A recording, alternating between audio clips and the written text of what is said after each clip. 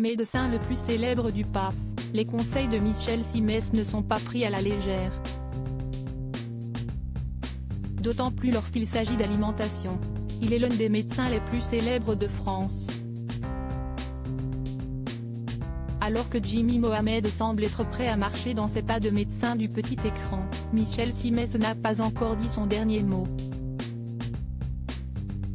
Fort de sa renommée et de la crédibilité que lui confère son statut de médecin, l'homme ne perd pas une occasion de distiller quelques-uns de ses conseils.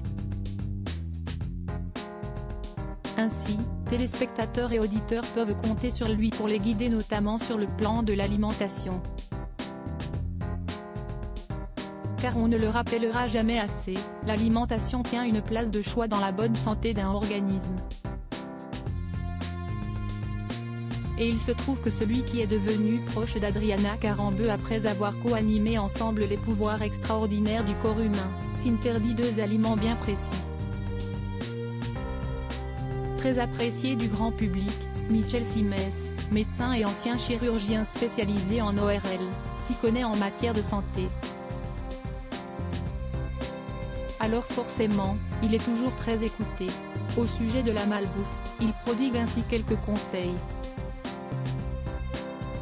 Pour son bien-être, et illustrer son combat contre celle-ci, il a révélé à Télé Loisirs avoir tiré un trait sur deux aliments spécifiques. Et si on s'attend à découvrir dans cette liste un hamburger de McDonald's ou encore une pizza surgelée, ce n'est pas du tout le cas.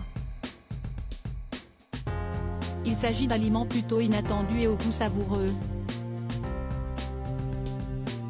Deux aliments plutôt inattendus mais néfastes pour la santé: les desserts lactés type Danette, il m'arrivait d'en manger. Et j'ai compris que le gélifiant ce n'est pas bon pour la santé. Pareil pour les petits pains au lait. Tout ça, j'ai arrêté, a-t-il fait savoir à nos confrères. Plus question donc de clôturer un dîner par une danette ou encore de démarrer la journée en trempant son pain au lait dans son café pour le médecin le plus célèbre du PAF. Mais pour autant, Michel Simès se veut rassurant, il ne fait pas tout parfaitement, et s'accorde encore quelques écarts, néanmoins intégrés à une alimentation variée et équilibrée.